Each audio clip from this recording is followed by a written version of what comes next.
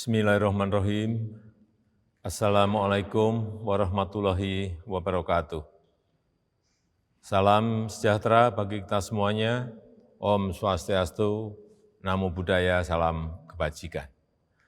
Yang saya hormati para Menteri Kabinet Indonesia Maju, yang saya hormati Gubernur Bank Indonesia beserta jajaran, dan yang saya hormati para Gubernur, Bupati, dan Wali Kota, hadirin dan undangan yang berbahagia. Kondisi perekonomian di tahun 2020 sangat berbeda dibandingkan dengan tahun-tahun sebelumnya.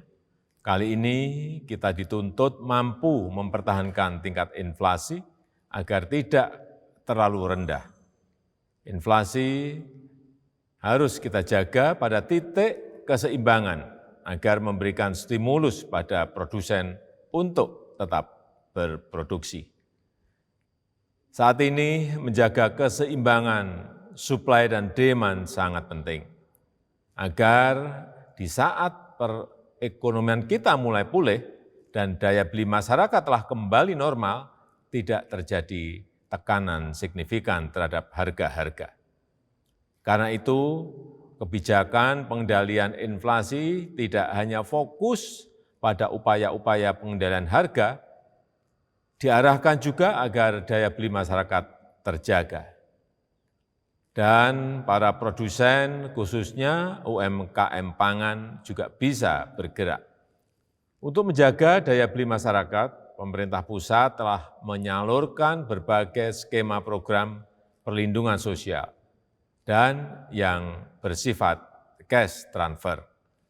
Mulai dari PKH, bantuan sosial tunai, BLT dana desa, kartu prakerja, subsidi gaji, bansos produktif untuk bantuan modal UMKM, dan dengan berbagai skema bantuan sosial tersebut diharapkan akan meningkatkan konsumsi rumah tangga, menaikkan kembali demand, dan akhirnya akan mendorong tumbuhnya supply.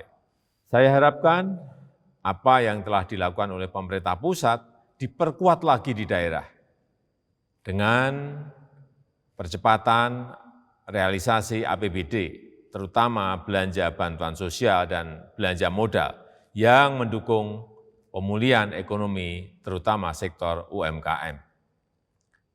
Saya telah minta agar belanja kementerian dan lembaga, serta pemerintah daerah, agar mengutamakan penyerapan produk-produk dalam negeri, baik produk pertanian maupun produk-produk UMKM.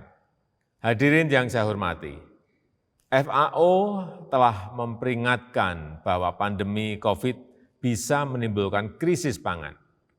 Karena itu, saya minta para gubernur, bupati, dan wali kota agar betul-betul memperhatikan ketersediaan pangan di wilayah masing-masing.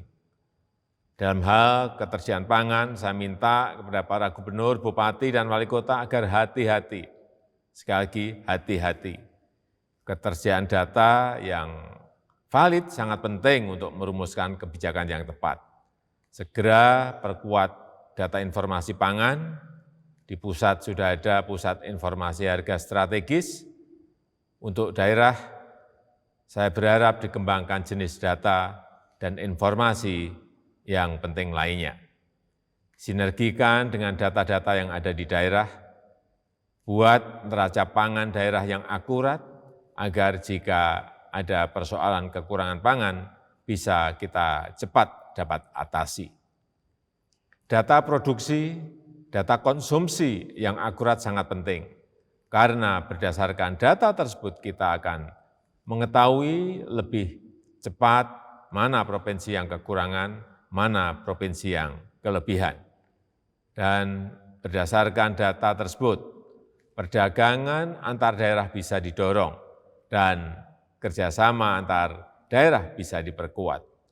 Bapak, Ibu, dan hadirin yang saya hormati, selain data, saya minta para gubernur, bupati, dan wali kota perlu terus memberikan tone yang positif, yang optimis pada masyarakat.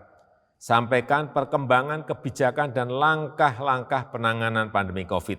Setiap saat, jelaskan program pemulihan ekonomi nasional yang telah dilakukan pemerintah dan pemerintah daerah, bantuan, stimulus, hibah yang telah digulirkan dan kepada siapa saja. Gandeng tokoh-tokoh masyarakat, tokoh-tokoh agama untuk membangun semangat optimisme di tengah-tengah masyarakat, ajak masyarakat untuk saling membantu, saling mengingatkan, bergotong royong menghadapi situasi yang sulit ini.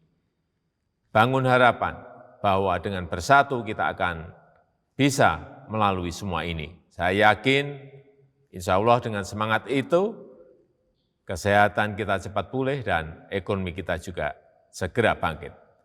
Saya rasa itu yang bisa saya sampaikan. Dan dengan mengucap Bismillahirrahmanirrahim, saya buka rapat koordinasi nasional pengendalian inflasi tahun 2020 hari ini. Terima kasih. Wassalamualaikum warahmatullahi wabarakatuh.